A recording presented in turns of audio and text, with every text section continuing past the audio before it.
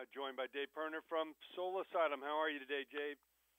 I'm doing pretty gosh darn good. I don't know if I can. Well, you can cuss. You can do anything you want, man. This is INDIEPOWER. And I understand you're up late in the studio, so I know you're working on some great new music for us. That's right. I had my friend Jim Boquist over last night, and we are rehearsing for a big star tribute on Wednesday. And this will be the second time I've done this with a completely different band. Wow. So the people involved in this one are Jody, who was the drummer in Big Star, and Mike Mills from REM, and Chris Stamey, and a few other people. I did it in New Orleans with, like, just some of the greatest, I guess, they weren't exactly jazz players, some of the greatest players in New Orleans, which there are so many great players. But Alex Chilton lived in New Orleans for, gosh, I don't know, the last 20 years of his life. So I had the privilege, I guess, to hang out with him a bit. And, yeah, I'm kind of surprised. This is the second time I've got the call, but I'm becoming an expert, you know. Well, I know your musical career has been a hell of an adventure. So to be able to do some of this charity work and some of these benefits and reunions and tributes, you know, must be nice to kind of vary it up between doing your own work and digging into the roots.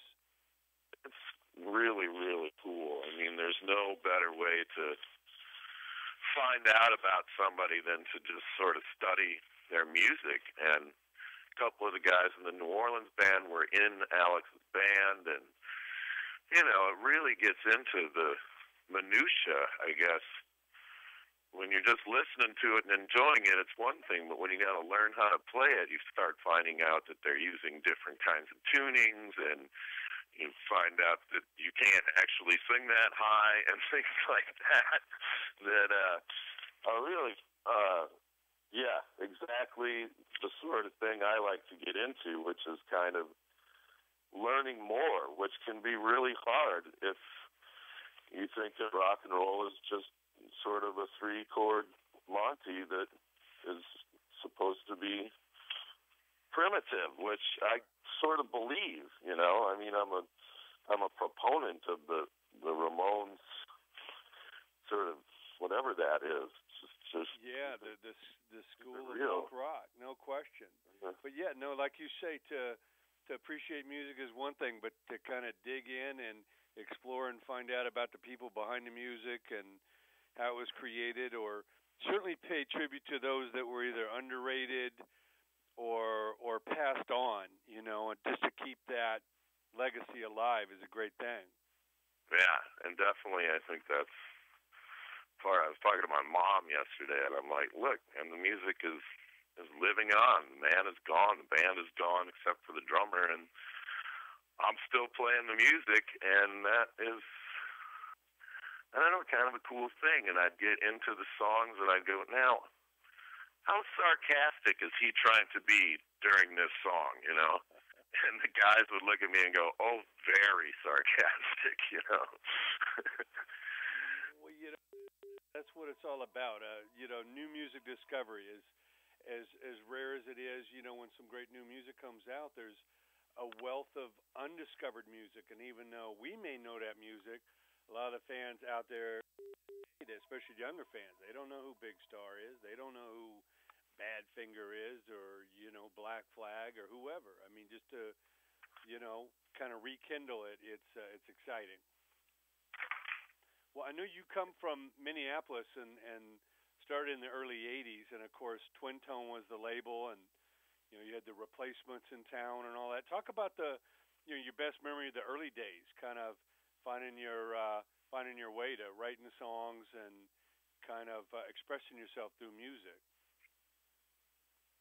Well, I mean, I think I decided to try my hand at writing songs before I figured out that there was even a local music scene in Minneapolis. So I was still kind of listening to records and going, maybe I could do this. So I kind of started doing that. But at that time, I still thought that music came out of a radio from some faraway place.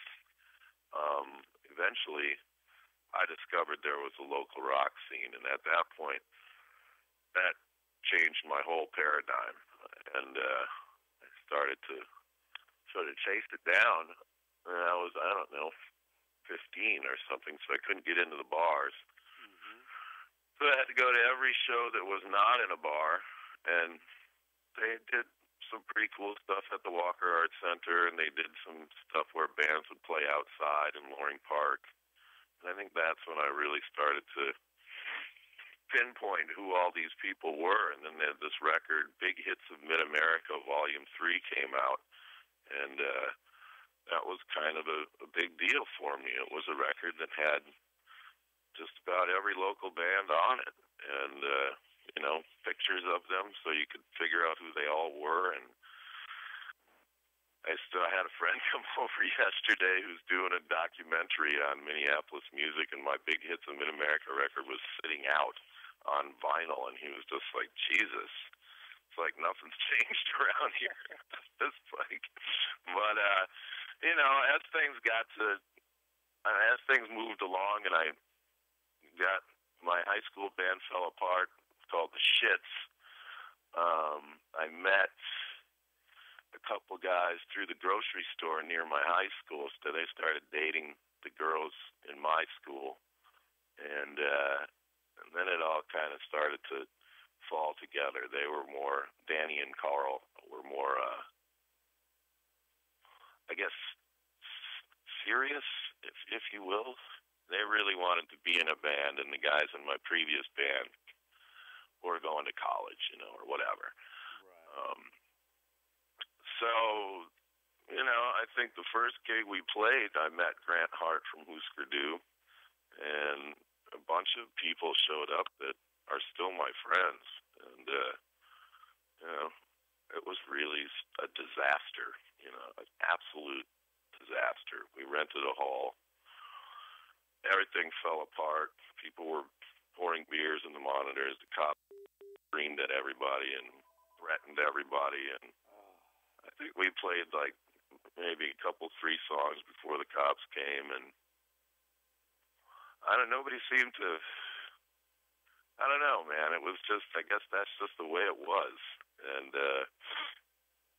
then everything just kind of happened. We got a gig at the 7th Street Entry, which was a big deal, and started to become friends with the Replacements and Husker Du, and, you know, Rifle Sport and Man-Sized Action, and, you know, a lot of really cool bands that were, you know, I mean, the thing that I tell people, which is kind of amazing to me, and maybe I'm romanticizing the situation, but there was so many cool bands, and it didn't fucking matter if you could sing or if you could play or anything. So there was a lot of almost, you know, a lot of, I'm not going to call it performance art, but there was a lot of humor, I think, in it. And sometimes you'd be playing a gig and you'd look out at the audience and it was all just people in other bands. So there was this thing where it was very self-supporting. And, you know, there was a place called Goofy's and a place called 7th Street Entry, and then there'd be these warehouse parties that were hilarious. And the one that was the funniest to me that stands out was a Man-Sized Action gig, and I think it's legendarily known as the Cold Party. And it was fucking freezing. It was the middle of winter. And you could see everybody's breath, and the band is all hats and jackets and you know, gloves with the fingers cut off so you can sort of still play your guitar. And inside, you can imagine how cold it was outside. Right, you know. And then somebody called White Castle and brought a bunch of White Castle burgers over, and I just thought it was a little bit of, I don't know what, local music bliss. Sure. Well, I know the original band name was Loud Fast Rules. How did you come up with Soul Asylum, and what does that name mean to you? I guess I just thought that it was too limiting or something. I didn't really. I mean, I really loved the bands that were sort of purist to the hardcore thing, if you will. And yeah, especially when Husker Du started out, it was like everything was a million miles an hour, and they didn't stop between songs, and it was crazy. So then this kind of thing started happening where everybody was trying to be louder and faster than everybody else a little bit, and things got really fast, and it was really fucking awesome. But for me personally, I wanted to go in many different directions. I don't know. I hadn't figured out exactly what I wanted to do with music in a way that I wanted a name that committed to something. So I just thought that I had to come up with something. So I wrote a song called Soul Asylum, and then I said, oh, maybe this would be a better name for the band. And they went along with me, and here we are. There you go. And from Twin Tone, of course, you signed with the legendary LA label A&M, right here at Sunset and La Brea, and of course Hang Time and the horse they rode in on, and Grave Dancers Union just really took off for you. Talk about writing that album. Obviously MTV caught up on Runaway Train, and of course you had a video showing all the missing children and everything. Talk about what it was like in that era, Grave Dancers Union and Let Your Dim Light Shine, as far as the prolific songs coming from that era, and just being able to step up to have kind of a more professional machine behind you. Well, I think that when we got signed to Twin Tone, we were playing at, oh God, I can't remember the name of the bar. We were playing in Madison, Wisconsin, and I just thought that was as good as it gets. I was like, holy shit, my band is getting signed to Twin Tone. It's what I've always wanted. I've never really thought past it at all. So once I was kind of on Twin Tone, I was like, all right, this is as far as I need to go. Then Husker Du signed to a major, and Bob said to me one day, you're going to get signed. And I just went, no, I'm not. Shut up, Bob. That's silly talk. And Twin Tone cut some sort of deal with A&M so that they were going to be like a farm team they were going to scout new talent or something. So the A&M records are in fact on A&M Twin Tone. Okay. And that was a really good way for us to sort of ease into it and keep all our same people around us and kind of slowly try to understand the bigger picture, I guess. And that was kind of when they started calling college music alternative music, and that's when we started making the joke that that's alternative to anything they put any effort into. So, we were still real fish out of water by the time the second A&M record came out. There still wasn't really a big category for it, or they didn't know how to sell it, or they didn't really understand what to call it, or they couldn't figure out, it was the other artists that were on the label at the time were, completely different and sort of, they had the pop R&B act and the pop kid act and the pop hair metal act and, a few things like that we didn't fit in anywhere. So then, oh God, then things just got kind of crazy. We toured and toured and toured and toured and toured and toured all over the place. And eventually I ended up kind of, I don't know what, just down and depressed and going deaf and whatever. And I started playing acoustic guitar, and that's when we made the Grave Dancers Union demos, and we made them in our practice space with our buddy Brian, who we'd worked with on other records, and then I took my cassette tape out to New York City and I shopped it from office to office, and people kind of reacted in a way that I was really fucking surprised.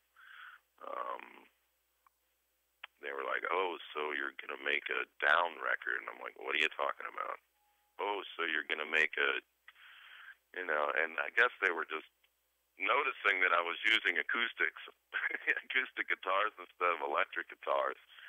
But the demo had Runaway Train on it, and I think, it just kind of, I'm not really sure exactly what happened after that. but I had finished making the record, and I think then I went to LA after we finished making Grave Dancer. Okay, wait, somewhere in there we must have got signed to Columbia. Yeah, and by that time we'd had the experience at A&M to know that we wanted to talk to this. We had balls back then, we were going to talk to the president of the label, and if we didn't get to talk to the president of the label, we weren't interested in that label. So if the president didn't talk to us, fuck him. And Donnie Einer from Columbia made the best pitch. He just fucking decided that he wanted the band, and so we made the record. And then I went out to LA to look for a manager, and this guy heard 4 bars of Runaway Train and went, "Oh, I'm in." And so then things started to go in a direction where I really started to learn a lot about what you can do and what you should allow yourself to do, not because you're doing what somebody tells you to do, but because you have an opportunity to make it, I guess, better is maybe the right word. So, so the label guy comes in and bitches about the drummer, and you find a different drummer, and I hear my song for the first time with a different drummer, and I go, "Holy shit, that's the way that's supposed to sound." I mean, it was a revelation. So there's little things like that happen along the way where you're really getting a crash course in something. I still don't know what it is, but it's definitely not, going through Disney or getting signed when you're 18 or getting, we'd been on the road for 10 years and sort of seen just how bad it can get. So we couldn't really be fazed by anything at that point. And that worked really largely to our advantage when I think about it, because the labels will try to get you to do anything they can, and if you bitch about everything and go, I ain't gonna do that, they're gonna go, fuck you then. And we were so used to living in a van and just kind of being dirtballs that we didn't get fazed by very much, So if we did get a show that wasn't in a shithole punk rock club, it was more of an amusement. We were just like, what the fuck are we doing here? And, let's laugh it off and fuck off and have a good time instead of kind of just, internalizing our punk rock hatred for everything. And, and we did have quite a bit of that. So we'd sort of managed to maintain all our attitude and really not give in to anything. And they never told us what to do because we seemed to know what we were doing. We'd been doing it for long enough that we had a way of being Soul Asylum that I think Columbia was just like, don't fuck it up, don't touch these guys too much because they've already got going something that we don't even understand. You know, we had gone out and gotten our own fan base just by playing gig after gig after gig and things like that I don't, you know, I think that they were trying to understand. Mm-hmm. So they were trying to understand, or they were aware that there was something going on out there and that we were a part of it. And yeah, it's really strange. And then when the Nirvana thing happened, it really, all of a sudden there was a million bands getting signed that you know, played alternative rock, and that's kind of how that went.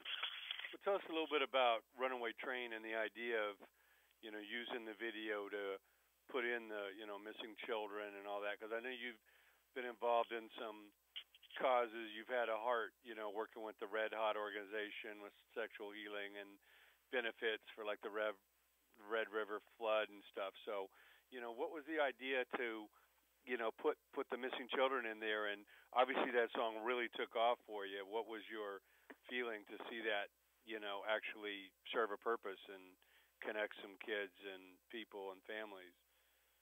Well, I mean, the benefits are something that, you know, has always been a part of the fiber of the band. And if you can go out and really help a cause that you believe in by playing music, it's a pretty cool thing. I mean, I've done other sorts of, you know, if you ever marched around with a sign before or done some things like that, I'm just doing what I do anyways. So it's a reason for people to come together over a cause, and you know, it's kind of cool. You're just the entertainment, but you're involved. You know, so you know, now I do a benefit for my dead bass player and things like that. But there's always something, unfortunately, that needs drastic attention.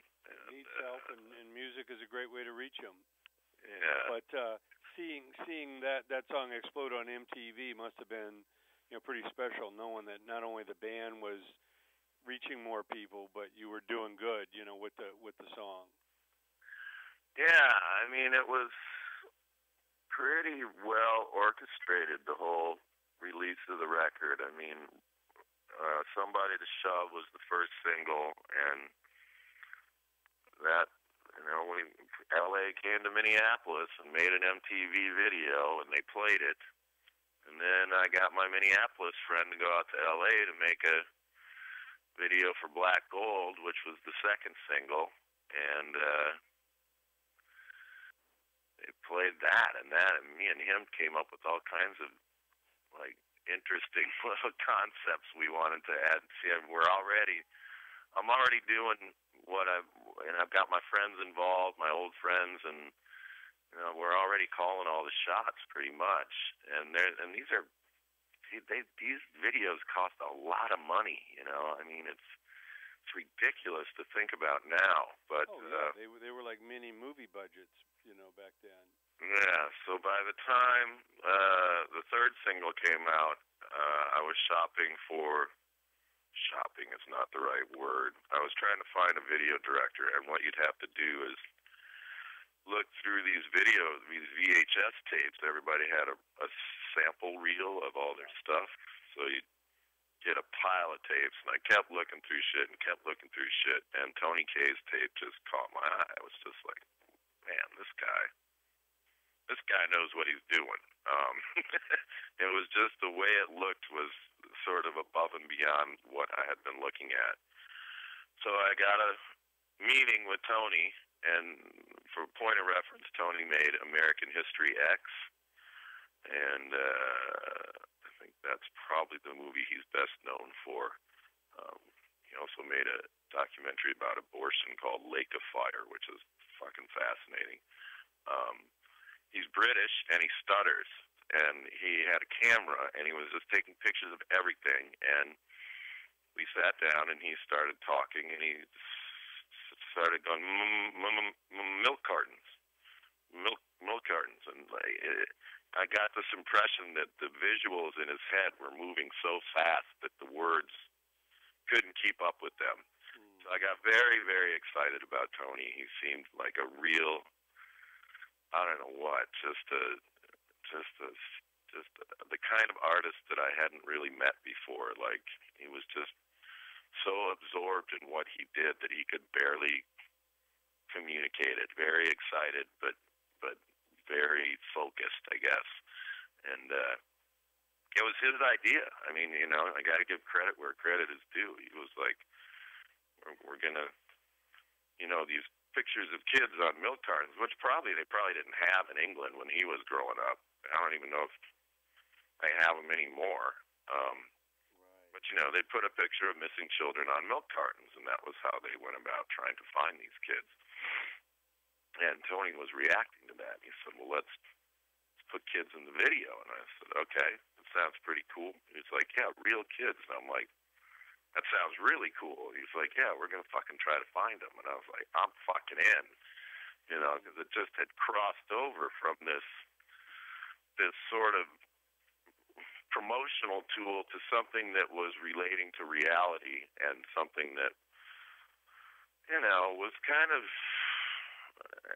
I mean, it is the worst thing you can imagine, you know, somebody abducting your child. I mean, so there's no, I mean, it's not like you're going to go, oh, fuck that cause or whatever. It's just, so we just went to work on it, and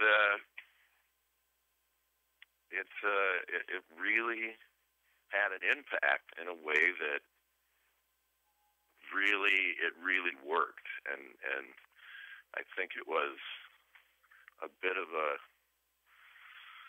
I don't know what the word is, but it was kind of half music video, half public service announcement.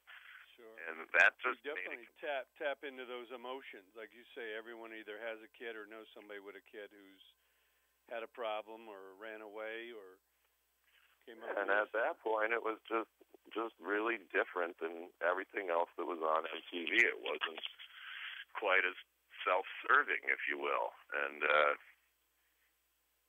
some of the kids came home, and that was kind of exciting or crazy or just, oh my fuck, you know, this girl would come back and say, you know, back to the dressing room and say, I ran away with my boyfriend and I was in a hotel room and I saw my face on TV, so I thought I better call my mom. And then she's there with her mom, and her mom's like, thanks, dude. And I'm like, no problem. Wow. You know, so must have been like that. Must have been a surreal time. Obviously, around that time, you performed at the inauguration of the president, Bill Clinton. You won the Grammy Award for the Best Rock Song in '94. So, I mean, a lot of that must have been kind of surreal. Like you say, some dirtballs, some, you know, Minnesota playing for the president and stepping up to the Grammys. Yeah. I mean, again, it was that thing where, you know, we were just kind of giggling to ourselves, just going, how the fuck did we end up here, you know? How did they ask you to perform at the inauguration? How did that go about? I didn't go to the Grammys. I didn't go to the Grammys because we won a Minnesota Music Award, and we tied with Husker Du for Best New Band, and both bands had been together they'd been together for longer than we had, and I just sort of at that point went, these award ceremonies are absolute bullshit. Right. And my guitar mentor, Chris Osgood, even told me about the inner workings of how the award show worked. And I think we tied with Husker Du with 3 votes apiece. And some guy who owned the local car dealership bought all the awards for the band that he was managing. It was just completely corrupt. So I took that with a grain of salt. And, you know, it's cool to have a Grammy. I gave it to my mom, and my mom gave it to my kid. And for whatever it's worth, it impresses some people. And then I think playing at the White House, my understanding of that is that was slightly influenced by Chelsea. Okay. I don't have any evidence of that, but um, by the time we got there, Mr. Bill was familiar with our music and couldn't have been more accommodating or whatever. And I think we played 3 different events. We played a youth service signing act on the White House lawn, which was, the bill to try to get underprivileged kids jobs. I mean, so I'm down with that, and that was just hilarious because I'm playing Black Gold and I'm playing these fairly politicized songs to the power brokers of America. I mean, the audience was just all senators and congressmen and shit. So I just thought that was great. And we had the goofiness to fucking take a running hit at "Don't Stop" by fucking Fleetwood Mac, because that's just how goofy we were. We play anything, and that was the Clinton song. So I mean, we just kind of happened into it in the weirdest kinds of ways. But I never got to meet Hillary. I never saw her, and I never got to meet Chelsea. But Bill Clinton was always fucking super nice to us, and it was really kind of cool to feel like, included, I guess. And when he left office, he did a thing in Minneapolis, and we played at that, and he asked me for my harmonica, and I gave it to him, and I asked him to, on a previous occasion, I asked him to free Leonard Peltier, who's a Native American political prisoner, and it was really cool to have the opportunity to say that. And he said, "I'll see what I can do." And I was just like, man, I'm talking to the fucking president, the leader of the free world. Right. So it wasn't. I mean, parts of it weren't very surreal at all. I mean, parts of it were like, God, this is. I don't know. This is the real White House. It's not the surreal White House. Yeah. I can't remember the other thing you asked. Did you know when you picked up a guitar that you'd end up there one day? Yeah, so, it definitely gave me a lot of perspective. It just makes you think about stuff in a different way, and it makes it, you talk to the Secret Service about what they're looking for, and they're looking in the speakers because there's something in the speakers, in the amps, that they also build bombs out of. In the meantime, one of the dudes has a bag of weed in his pocket or some shit, I mean, like, they don't care. It's very weird. They're like, you want to smoke a cigarette? Just go down there and go down there and go over there. It's not, why it was that, I think, was the surreal part, was the side of it, where, once you're past the security, then all of a sudden you're cool and nobody's uptight. And that's surprising because I've been in clubs where it's much more uptight. Sure. I've been at shows where the security people are pushing everybody around a lot more than they were at the White House, trying to be super official about everything. And it's funny to see the relaxed side of it. Yeah. I also know you've had a great relationship with film director Kevin Smith. You've contributed music to Clerks 2, and Chasing Amy, and your music video to Can't Even Tell. Talk about what it's like to collaborate with someone like that, a movie maker, and the common language you guys speak. Well, I mean, Kevin is a astonishing intellectual. I mean, he's a one-of-a-kind kind of person. And the second I started talking to him, I realized this. And I think he's just, fan of the band, and he's a big fan of music. He loves, lots of different kinds of music. And I don't really know exactly what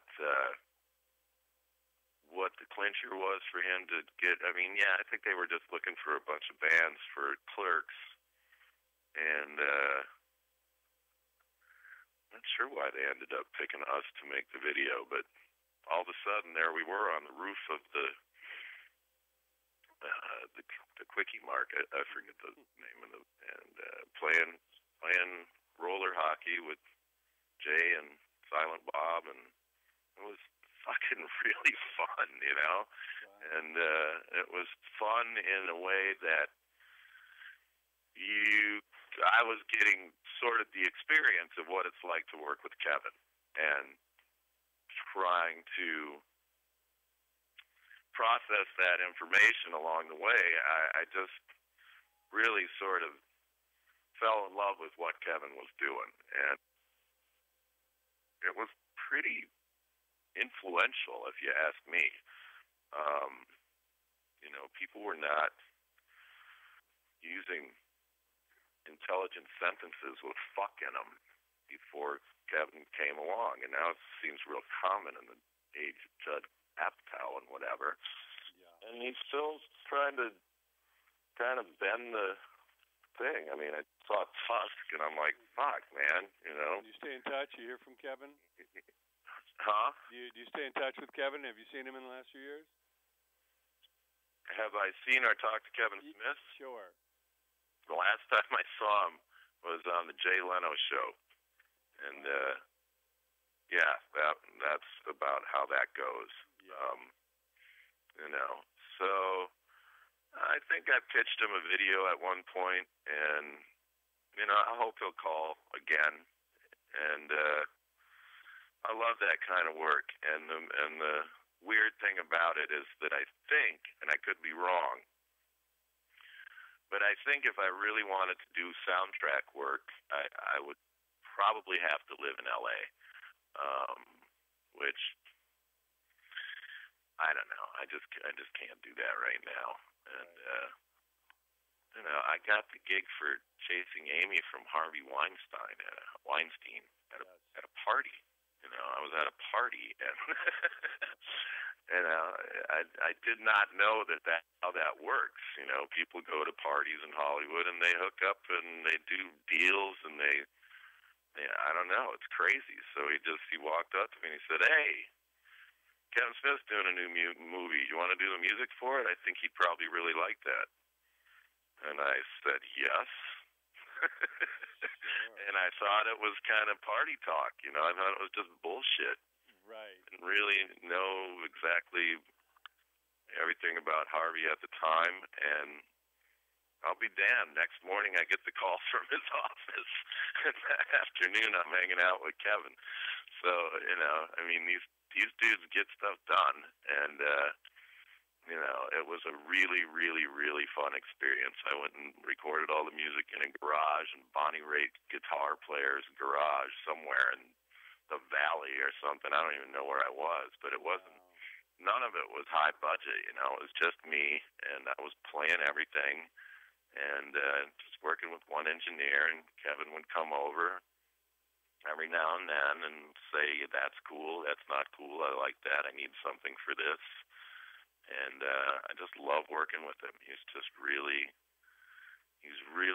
what you would expect him to be. He's just super smart and super funny. Well, that's great to hear. Jay, on the other hand, is kind of not the same guy he is on. Oh, sure. in the movies. Yeah, I know you've had some amazing musicians in your band, and you've had a long relationship now with Tommy Stinson, who's still playing with Guns N' Roses now, but has been playing with you over the years. Tell us about working with Tommy and what's great about that relationship. Well, the thing I say about Tommy is that he was born to rock. I mean, it seems like that dude crawled out of the womb just rocking, you know, and it just exudes from him. And that's a really cool thing to be around, and it's a really cool thing to be around somebody who has never been distracted from it, you know. I mean, most times you're going to run into guys that, you know, are thinking about quitting, or they're bitching about someone in their band, or they're having a hard time making a record, or everything is fucked. And it's not really, I mean, Tommy's just always worked, and he's always sort of been in the game, like, constantly, and that is well, I don't know. It's rare amongst people I know, because I don't know people that, you know, have managed to survive in such a sort of, I don't know. I don't even know how to explain it. You know, he's just he's got that spirit of a teenager, that stunted adolescence. Yeah, I was gonna say that. I don't know how to say that. You never grow up, and you certainly he's kept. Also a responsible adult with children, but yeah, you know, he manages to live that. Well, you know, you keep that child inside of you. You can grow up and be responsible, but that spirit of a kid getting into rock and roll never needs to leave you. Yeah, and I thought the same thing about touring with Keith Richards, which was really cool to see. I'm like, well, it doesn't matter how old this guy gets, he's still the same teenager that started out playing in a band. He's just having fun. He's in it for all the right reasons, and he loves it, you know, and that's the deal. Well, I know you're working on the new album, Change for Fortune. You got the whole Pledge Music campaign, which is a great way to, you know, get the support to make records these days without having to sell your soul and rights and all that. And I know you're touring with the Meat Puppets. So talking about going back to the old Twin Tone and SST days, I mean, what's it like to look forward to collaborating with Kurt and Chris with the Meat Puppets out on the road this fall? Well, it's definitely been the best summer tour that I can remember in a really, really long time. And it's only because I love the fucking Meat Puppets. And I've always been a fan. And we played gigs together since longer than I can remember. We did a tour of Europe together years ago. And you know, I've always been a fan of their music in a pretty fucking passionate way, you know. And I ended up on a sticker on the front of one of their records with Kurt Cobain, and we were both singing the praises of the Meat Puppets. And they're just really special, and I think really unique, and really I don't know, just an amazing rock band. And now they've got Elmo in the band, and Elmo is Kurt's kid, and that just sort of, well, of course they went through a period where they were breaking up, and Chris was in jail, and this, that, and the other thing, so I had to sort of go through all that and meet the new guys, and now it's back to their now they're more related than ever, because they got the kid in there. Two the generations. Kid doesn't play like dad, but when you watch them on stage, the body language and the way they play back and forth is something to behold. Chris is doing great. Chris has his blog. I don't know if you know about that, but it's pretty cool. And you know, my guys are. A couple of my guys did not come from punk rock, so they kind of go, what the fuck is this all about? And I'm like, it's punk rock, man. They're going to try to steal our Jack Daniels. That's the way it goes, you know?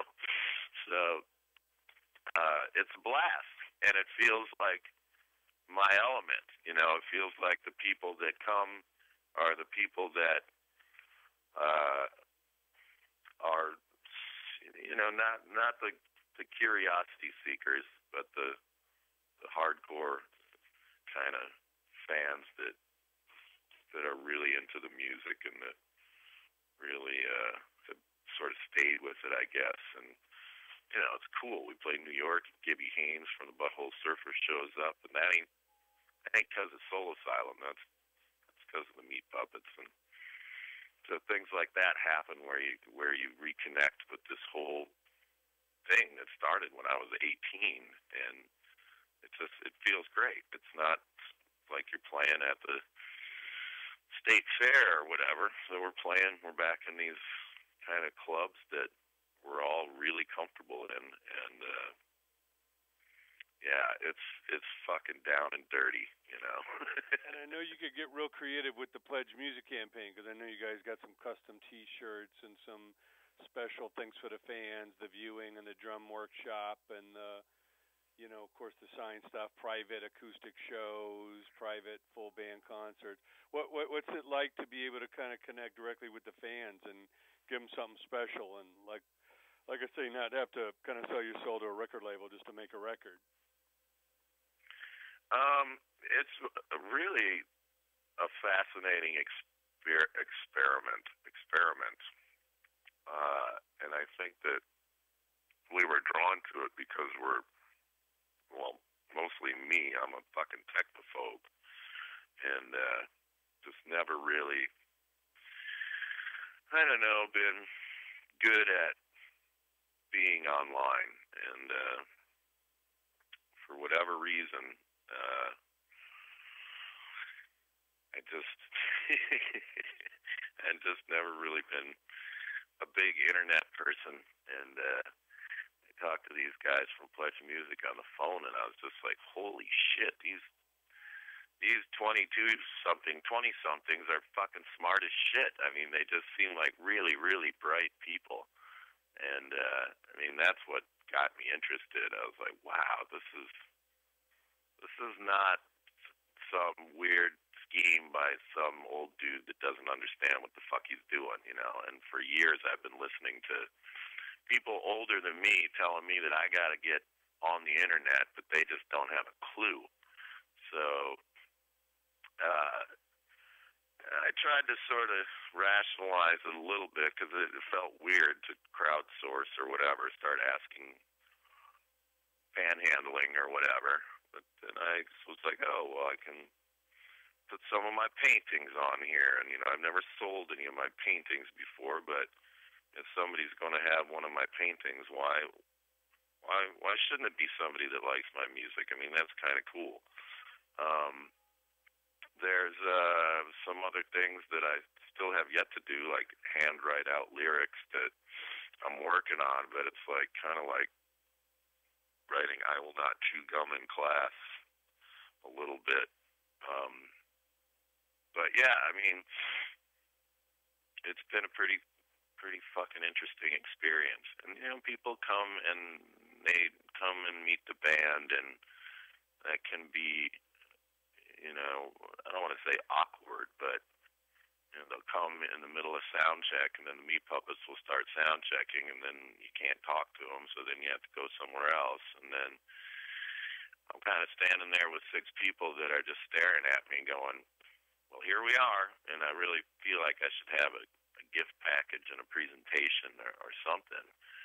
But yeah, you know, it's fun. I mean, once I start to get more comfortable around whoever it is that I'm talking to, you know, it's usually time to do my sound check. So you know, it's always sort of the meet. It's not like it's like when I meet somebody that I like that plays music, it isn't any different. I mean, I've kind of learned a little bit about it, but not that much. I mean, you don't really know how to approach somebody, and you don't really know. You have to be ready to get snubbed, and you gotta sort of have something to say, you know. So, well, we're so excited about the tour dates coming up with the Meat Puppets, and of course the new album Change for Fortune coming out early next year. What advice do you give to those young bands, the young players you meet on the road that want to do this? You know, obviously there's a level of commitment and sacrifice and passion that needs to go into this. What do you tell the youngsters coming up? I tell them what Doc Severinsen told me, and Doc Severinsen was on the trumpet player on the Johnny Carson show, and I used to pay attention to him because I was a trumpet player when I was a kid. And Johnny Carson said, well, what do you want to tell the kids out there that are trying to be trumpet players? And he goes, be a doctor or be a lawyer or something. Don't do it. That's kind of how I feel about it. But I don't really understand what has happened as far as I don't think that the new model for the music industry per se has been created yet. And perhaps things like Pledge are pointing to the direction that it's going to go. In the meantime, you know, every now and then I'm just like, fuck, it's strange. You know, I used to go hang out at the record store, and I used to do all this stuff that was involved leaving the house. And that was a big part of it for me, was being in that record store and talking to the clerk and seeing what was happening, who was coming into the store, and knowing other customers and comparing, did you buy this one, did you buy that one, what the fuck, you know, trying to find the used records and all that stuff. I was just one of those people that was always at the record store or at the gig, and that's how I learned how to do what it is that I do. I mean, there's no school for it. You know, we were in Annapolis, and we met these parents that showed us this magazine that had a picture of their kids in it, and their kids were in a band, and they were in the School of Rock, which is an interesting thing. I don't really know that much about it, except for the Jack Black movie. Yeah. And so I'm sitting there looking at this picture, and I'm like, oh, it's so cute. I mean, the people that I'm talking to are probably my age, and their kids were my kids' age, which is about somewhere between 10 and 12. And I said, well, fuck, let's get them. You know, they're like, what? And I go, well, let's have them come to D.C. and open for us. And they were like, you got to be kidding. And I'm like, no, man, let's do it. My tour manager was sitting right next to me. I said, can we make this happen? He said, well, let's see what, yeah, let's try it. So we had these 10-year-olds open for us in D.C., and the crowd went crazy, and they played Barracuda, and they played I'm Just a Girl. They had a girl singer, and it was fucking great. I mean, people really respond to it, you know. So, I mean, to that effect, the younger you can get out there, the more fun it is, because you're not, you know, you're still living at your mom and dad's house, I guess. So there is that.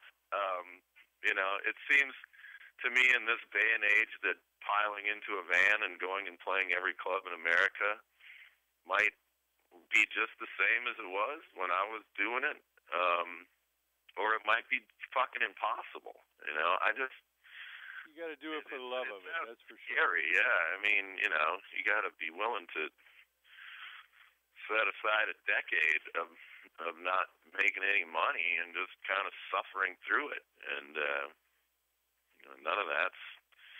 All that shit is really, really fun in retrospect. You know, it's very romantic to me now, but at the time it was not easy living at all. But you came through the other side, and you know, a lot of the great artists and songwriters suffered to make their greatest work. Well, I mean, yeah. I mean, it's the 3 Ps I used to say: passion, persistence, and patience. And you know, I think that the people that really love music and they really have their heart and their intention all in the right place are fairly focused in a way that the other people slowly fall to the wayside. The people that aren't really in it for the right reasons or aren't that interested or just got in it to get chicks or whatever the case may be.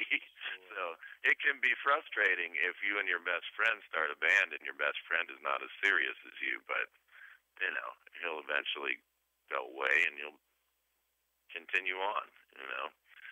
And that's, you know, I mean, that's kind of what we had that was nice, is that we had each other, and that was a very, very tight time, and you know, we spent a lot of time sleeping next to each other and just kind of trying to survive together, and that definitely brought us very, very close together. And I think that was a big part of why we managed to persist is because we just put up with each other's personalities in a way that was, slightly passive aggressive, but definitely not, bickering all the time and bitching and moaning and complaining to each other and all that sort of stuff, which does happen. I just think it happens a lot more in other bands. I think we're fairly good at getting along, and that's probably one of the most important things. Sure. Well, it's certainly given us a lot of great music, Dave. We certainly appreciate your time.